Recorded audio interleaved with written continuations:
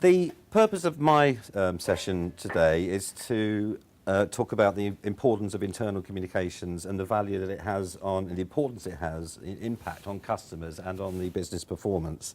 There is an undeniable link between good internal comms and engaged staff. It creates positive attitudes and better working environments. It helps people feel wanted, it helps them be appreciated for making the difference, and it helps them to, being involved in the organisation. People want to do more next time, once they're thanked and they're recognised for what they do. People buy from people. We hear this quite a lot, but it's true. We also hear that employees really are your best assets. I must have written that in copy, articles, etc., 100 times. I don't believe it when people say that in many organisations, but it really should be the case. Employees are your best assets. The behaviour of every member of staff does impact on the organisation in terms of its reputation, making the correct image, and as in a customer service environment. People are the human face of your organisation. They are your ambassadors. Never forget that. If they, it's not rocket science. If they are happy, if you're making them happy by your communications and the way you talk to them and engage with them, they're likely to have a much better dialogue and a relationship with the external customers. So why take risks? Why do companies not do it right? Well, it's vital that staff do understand and believe what they hear in their organisation and see in a visual sense as well.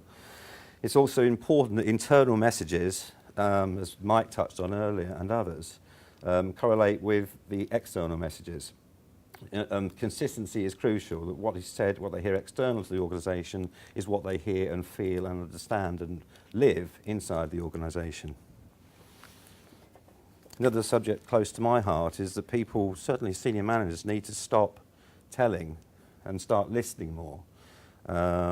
You do not get anywhere by telling people, talking at them over and over and over again, expect them to accept what you say as being true.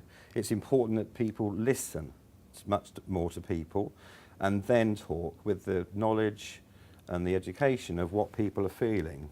And people will respect you more, and respect comes into this as well.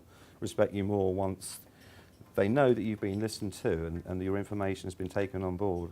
The best managers listen more and talk less, and then when they do say things, it's worth hearing. Reviewing what you do. So basically, what channels do you use? Are they the most appropriate? Not what you think are they appropriate. Are they appropriate to your staff? Have you asked them? Do they actually want a newsletter? Do they want a video? Find out. Consult with people, and that means people and areas, key stakeholders in each business. And then obviously come on to the findings. But on the reviewing side, perhaps the first two questions I would want to ask in any organisation is, do you actually communicate with staff? Because believe it or not, some don't. And if they do, how do they do it? They might think they do. Staff might give a very different answer. Second step, obviously, is identify the gaps in the communication, what I call the rules of engagement. Issues to consider are, how do you do it? Is it face-to-face, email, newsletter, intranet, Q&A? All obviously standard ways to do it. But similarly, what would you like to do more of? And what would your people appreciate more of? Social media, crucial new area. Hannah and Sarah have obviously given you great insight into this. Video, not the expensive product it once was. Staff forums, team building events, more levels of engagement for employees. There's many, many ways that organisations such as ours can help organisations such as yours. Contact strategy. Basically all this is saying is that we need to put a stake in the ground to communicate business targets, sales achievements, major news, changes at work, put a timeline on it. So it's actually, there's some cohesive programme, some structure to the whole thing.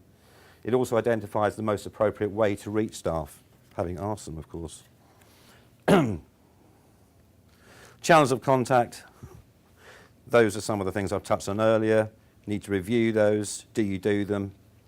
Would you like to do them? Do your staff appreciate them? Do they want something else? And then coming on to the monitoring and measuring side. Well, there's many ways of doing this, but there is much wide availability now of software survey tools. which check levels of employee engagement. We used to call it, when I first started doing these 15, 20 years ago, staff opinion surveys. Well, they're more than that. They're actually engagement surveys now, and they can be done annually, periodically, bi-monthly, whenever you like. They could also be tailored into specific areas. If you've got a particular change program going on, a particular announcement, you can get a pulse or a temperature check on how well that's gone down. You can drill this down into particular areas of the business, sales, customer service, etc., etc. You know, it's a question of you just ask, and it can be done. That's how it is. The key thing to say on these is that the whole point, whichever route you take, is that you assess the progress of these programs and these announcements and these initiatives, and it also gives you a gauge, a check on people's understanding of the major issues. And it also provides you with insights as to how people feel about what's happening in the business and what they're concerned about. What's keeping them, you know, awake at night. Survey results tell us 90% of what we need to know about our staff. What they think, what they like, what they don't like, what they want more of, what they want less of, who they want to talk to them, who they want to see, who they believe, who they don't believe. And more important, perhaps the most important thing, is how they can improve how they work.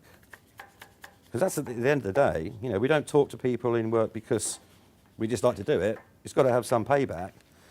And the payback is that they get better at what they do. People get better because they're being communicated with properly, as opposed to being told and talked at. Time for action. Basically, once you have the information, you know a lot more about your teams, your people. You can assess what needs to be done. You can improve your internal communications and your business relationships with staff.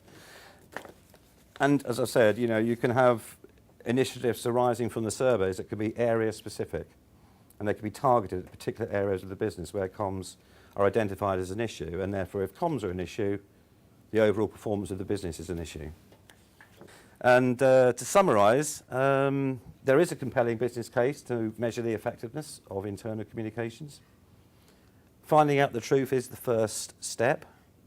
Open a can of worms, find out how bad it is, then do something about it. And if you don't really know your people, it's time everyone did. And as is appropriate in such a situation like this, I leave the final word with a client. I don't know if we have Coloplast here today, but we enjoy working with Coloplast, and they have retained their position in the Sunday Times 100 Best Companies to Work For this year. And the middle quote, "There could be no better award than one given as a result of staff feedback," pretty well sums up. That's given by Sam Sedwell, who is HR Director at Coloplast, and she was obviously delighted that that award was very heavily dependent on what staff felt about the team at Coloplast, the management team at Coloplast.